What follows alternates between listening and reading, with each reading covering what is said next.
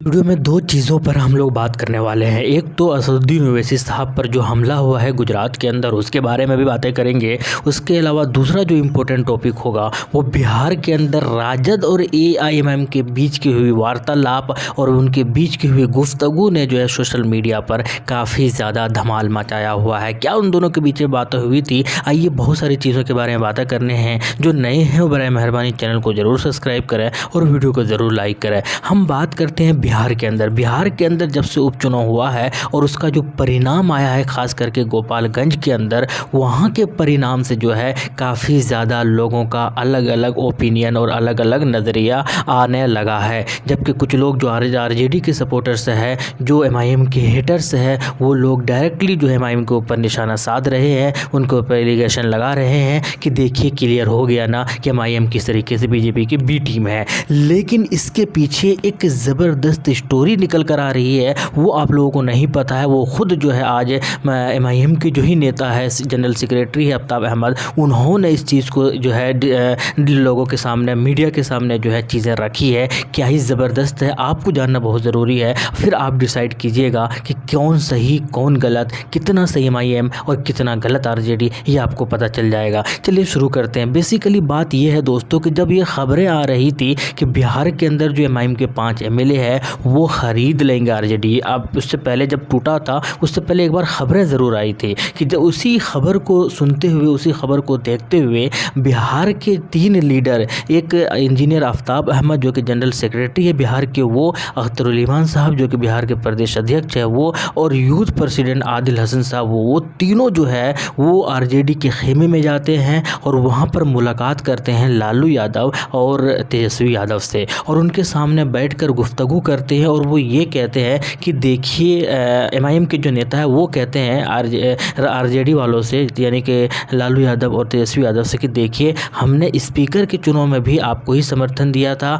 आपको ही सपोर्ट किया था। इसी तरीके से जब कभी भी आपकी सरकार बनेगी हम आपको ही समर्थन देंगे, हम आपको ही सपोर्ट करेंगे। हमारे पाँचों का पाँचों वोट जो है वो आपके ही फेवर में हमेशा जाएगा जब भी आप कहेंगे। यानी कि ये कह सकते हैं कि कुल मिलाकर इनडायरेक्ट वे में हम आपके साथ गठबंधन है, ऑफिशियली नहीं है लेकिन इनडायरेक्ट वे में हम आपके साथ गठबंधन में है। जब भी आप बोलेगा हमारा वोट जो है आपके साथ रहेंगे। लेकिन हम जो ये सुन रहे हैं कि आप हमारी पार्टी के एमएलए को ख़रीद रहे हैं या हमारी पार्टी को तोड़ने की कोशिश कर रहे हैं, बराए मेहरबानी इन पार्टी को ना तोड़ें, इन एमएलए को ना ख़रीदें, क्योंकि बड़ी मुश्किल के बाद, बड़ी शिद्दत के बाद, बड़ी मेहनत के बाद जो है और बहुत जद्दोजहद के बाद जो है, बड़ी हार्ड वर्क के बाद जो है असदुद्दीन ओवैसी साहब ने इस पार्टी को खड़ा किया है। और सीमांचल के अंदर 2015 के बाद ये पहली बार है जब 5 एमएलए जीते हैं, इसीलिए ऐसा बिल्कुल भी ना करें। उसके बाद वो कहते हैं कि लालू यादव जो है वो तो खामोश हो जाते हैं और तेजस्वी यादव उसका ये रिप्लाई करते हैं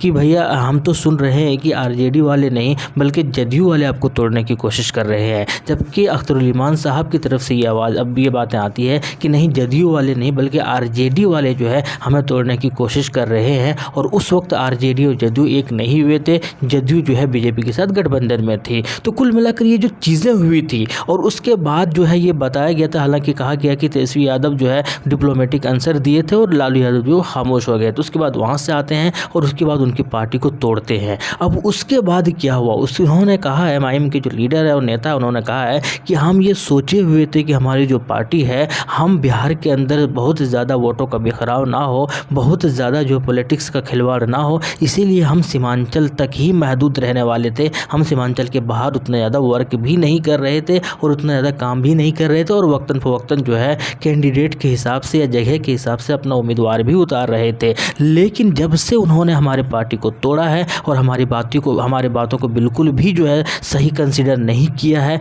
तब से जो है हमने भी ठान लिया है कि जहाँ पर भी हमें लगता है कि हम जीत सकते हैं वहाँ पर हम अपना उम्मीदवार उतारेंगे। बेसिकली हम आपको बता दें कि गोपालगंज के अंदर एमआईएम के जो उम्मीदवार थे वो 10-12 दिन 15 दिन की मेहनत में जो है 10,000 से ज़्यादा 12,000 के लगभग वोट लेकर आए थे और वहाँ पर आरजेडी की जो हार हुई थी वो 2,000 वोटों से हार हुई थी। इसके बाद बहुत सारे लोगों को ये लगता है कि एमआईएम की वजह से आरजेडी की हार हुई, जबकि कुछ लोगों को ये भी नहीं पता कि वहाँ पर एमआईएम के साथ साथ बसपा ने भी अपना उम्मीदवार उतारा था। और मज़े की बात यह है कि बसपा के जो उम्मीदवार थे वो लालू यादव के साले थे, वो रिश्ते में जो है तेजस्वी यादव के अपना मामा थे और उनकी वाइफ जो उनकी उनकी मामी हुई तेजस्वी यादव के, वो जो है मैदान के अंदर उतरी थी और वो जो है 8,000 वोट लेकर आ गई। अब आप समझिए 2,000 वोट से हारे और 8,000 वोट उनकी मामी लेकर आई, तो वोटों का असली बिखराव किसने किया और असली जिम्मेदार किसको ठहराया जाना चाहिए। शायद इस चीज़ से कुछ जुम्मन मुसलमानों की जो है आंखें खुल जाए और उन्हें समझ में आ जाए कि एक्चुअली मामला क्या है,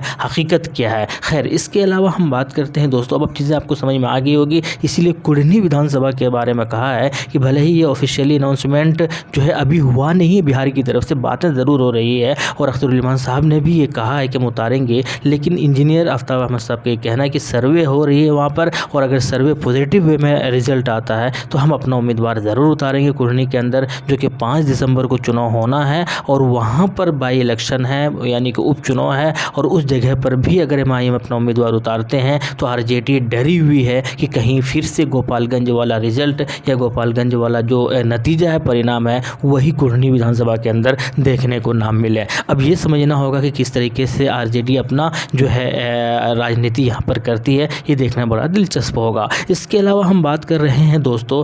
गुजरात के अंदर असदुद्दीन ओवैसी साहब, वारिस पठान साहब, काबिर साबली वाले साहब, ये सब जो है वंदे भारत जो ट्रेन है वहाँ से सूरत जा रहे थे और उसी बीच रास्ते में जो है वारिस पठान साहब के बकौल उन्होंने कहा है कि ज़बरदस्त तरीके से जो है पत्थर मारा गया ट्रेन पर और 1-2 बार नहीं, लगातार बदमाशों के ज़रिए जो है और ज्ञात लोगों के ज़रिए जो है वो लगातार हमला हो रहे थे। असदुद्दीन ओवैसी साहब ठीक शीशा के इस बार बैठे हुए थे और ट्रेन का जो शीशा था बार बार उसके ऊपर हमला हो रहा था, बार बार उसके ऊपर जो है पत्थर मारे जा रहे थे और शीशा क्रैक भी हो गया था, जैसे कि आप देख सकते हैं स्क्रीन पर। इसके बाद जो है चीज़ें और भी हुई, लेकिन कुल मिलाकर ये है, सवाल ये है कि क्यों असदुद्दीन ओवैसी साहब के ऊपर हमला हो रहे हैं। अगर कई हाल ये बात अल्लाह का शुक्र है कि वो बच जा रहे हैं, लेकिन क्या पता कई बार जो है अगर किस्मत उतनी अच्छी ना रही, ये बात अलग है कि मौत तो बरहक है, वो वक्त पर आनी है, लेकिन क्या पता कुछ ऐसे हादसा हो जाए तो सोचिए इसके ज़िम्मेदार कौन होगा। उत्तर प्रदेश के अंदर भी वही हाल हुआ था,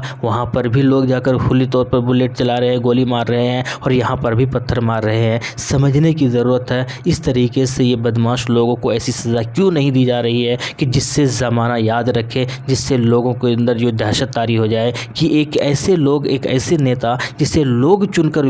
जो है वो भेज रहे हैं लोकसभा के अंदर और जो अभी से नहीं बल्कि 1994 से ही वो जीतते हुए आ रहे हैं। तो सोचिए ऐसे लोग अगर महफूज नहीं हैं, इनके ऊपर अगर अटैक हो रहा है तो सोचिए आम लोगों का क्या हाल होगा। खैर ये चीज़ें हैं, यही मसला है बिहार के अंदर, ख़ास करके बहुत ज़्यादा सियासी तौर पर जो है एक तरीके का सरगर्मियाँ जो है सर चढ़ कर बोल रही है, लेकिन हम तो MIM के साथ है और थे और रहेंगे, क्योंकि वो बरहक है, हमें सही लग रहा है। और RJD अपना खुद समझे कि उनका रिज़ल्ट, उनका परिणाम क्या आने वाला है। कोई रिश्ता में कोई फ़र्क नहीं पड़ता, वो अपनी सियासी लड़ रहे हैं, ये अपनी सियासी लड़ रहे हैं। अगर आप उनकी पार्टी को तोड़ने के, उनकी पार्टी को ख़त्म करने की साजिश कर सकते हैं तो वो फिर आपके लिए हमदर्दी क्यों जताए, क्यों दिखाए और क्यों वो आपको जो है जिताने में मदद करे। उनको कोई फ़र्क नहीं पड़ता कि RJD कौन है, BJP कौन है, बाकी लोग, वो उनके लिए सारी जो राजनीतिक पार्टियां हैं